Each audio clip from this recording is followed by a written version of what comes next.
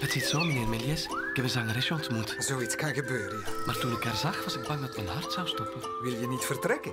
Op groot avontuur met dat meisje. Ze is in Grenade. Nooit eerder had ik zo'n plezier als tijdens deze fabuleuze zoektocht. Hoe laat het is niet meer van belang. Wat is dat? Een boeketje brillen. Dit zijn niet mijn lievelingsbloemen. Een meisje op het oog, op hakkenhuizen hoog, met een hart van een cactus. En de man zijn hart is een horloge, door de liefde het noorden kwijt, zoals altijd.